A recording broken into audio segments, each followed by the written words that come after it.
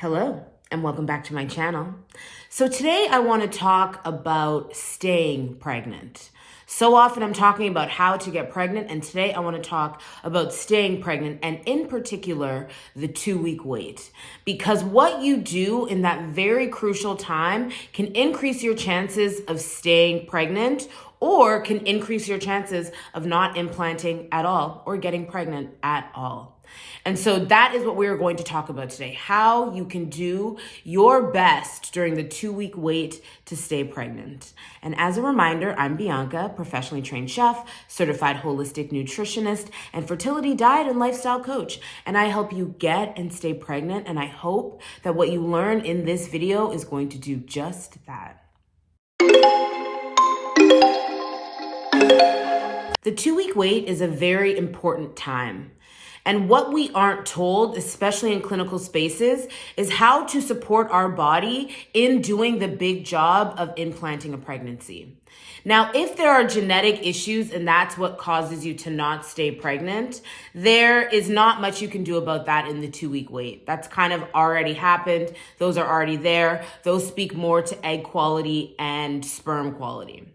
That being said, if it's an implantation issue, then that has to do with what's going on in the 2-week wait. And what you can do to improve your chances of having success in the 2-week wait is balancing your blood sugar. Blood sugar balance and glucose and insulin is systemic. When you have good blood sugar balance, it's systemic, the benefits. You sleep better, your skin is better, you ovulate better, you have better hormonal balance. But on the flip side, it's systemic, the bad things. Inflammation all over the body. Cortisol will be up, which causes inflammation. And so when you understand how to balance your blood sugar, you are going to increase your chances of having a really strong and stable and balanced 2-week wait, which leads to better implantation. But here's why this is really important. When you are in your 2-week wait, also known as the luteal phase, so girls who are in their prep phase, you can listen up as well. When you are in that crucial 12 to 14 day period, you are already slightly insulin resistant. Every woman becomes slightly more resistant to insulin. Your blood sugar has more propensity to spike or to dip, like you're more likely to have an event. Now, when you have a spike and then a dip, you have a spike and it stays high, or you have a dip and it stays low, what happens is cortisol goes up. And then inflammation is the result of that. And you don't want any business with inflammation or dysregulated cortisol at any time, but especially during that crucial implantation phase. And so you want to make sure that because your body is already slightly insulin resistant, that you aren't adding on top of that by not understanding how to balance your blood sugar. It's such an important thing, and it's something that people only think that people with diabetes or insulin resistance or PCOS in some cases need to think about. But metabolic health matters to everyone. If you are alive and breathing, you need to be concerned with what's going on with your metabolic health, how to eat for that. And outside of fertility, it just makes you feel better. But inside of the fertility bubble, it makes you feel better while in process to your baby, to your pregnancy.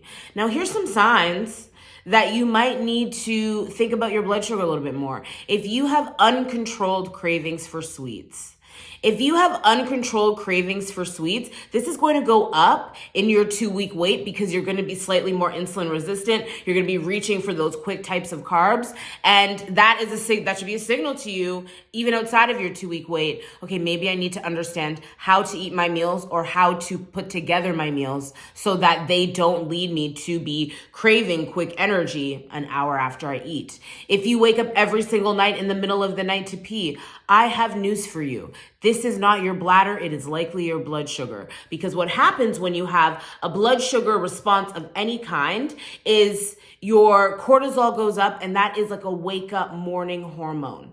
If you do not have enough sustenance to sustain your blood sugar in the night, and you have either a spike because of something you ate, or you have a dip because of something you ate or did not eat, then cortisol will be kicked off. And so in the middle of the night, your body goes into lighter sleep believing it's the morning, because that is our wake up hormone.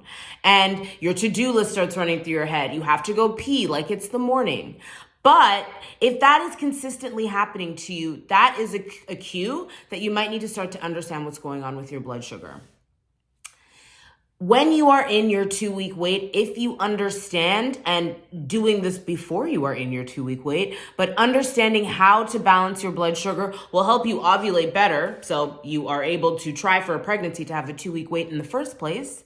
And then it also helps to allow for your body to be well supported during a time of intense energy depletion.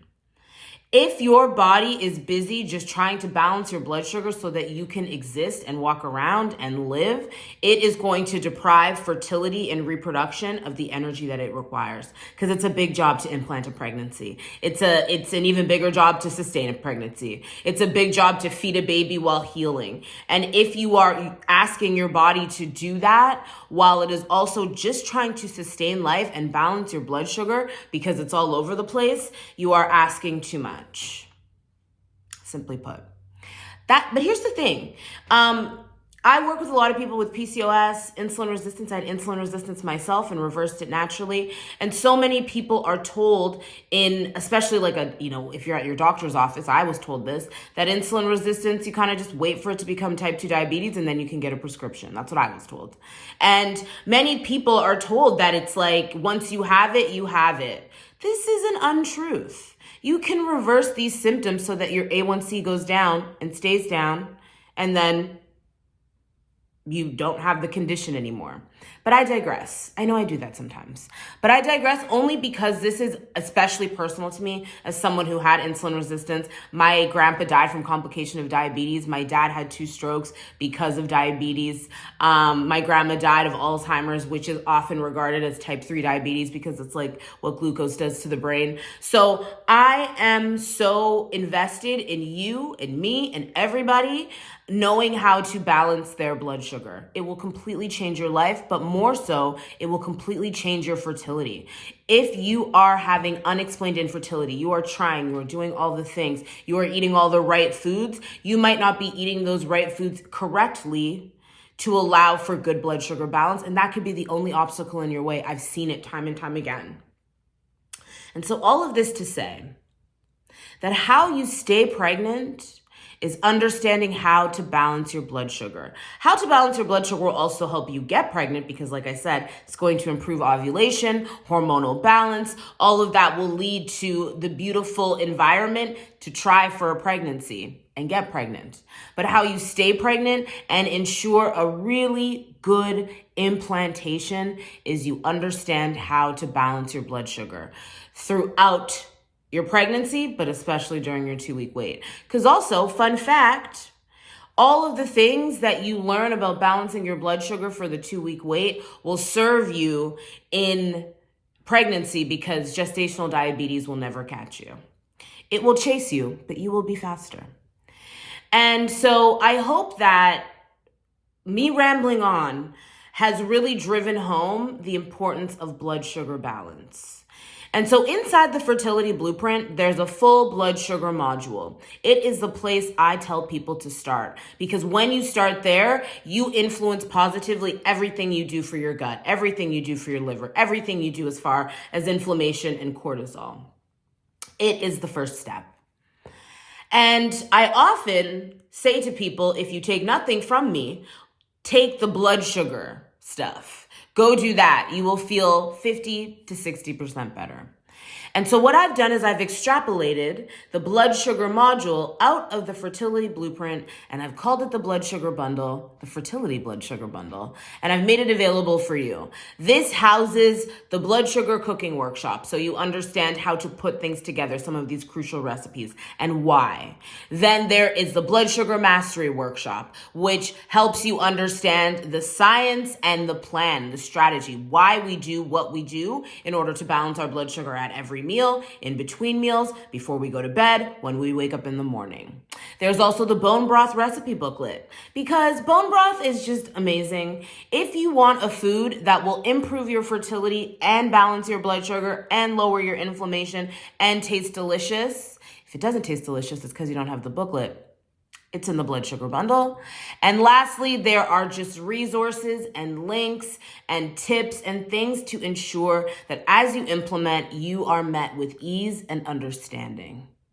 You can find the link for this in the description. And honestly, people have done another version. Hundreds of people have done the blood sugar insulin resistance PCOS version of this and reverse their PCOS symptoms, reverse their insulin resistance, reverse their type 2 diabetes. Like, we're talking improvement of life. And it will do the same for you and your fertility.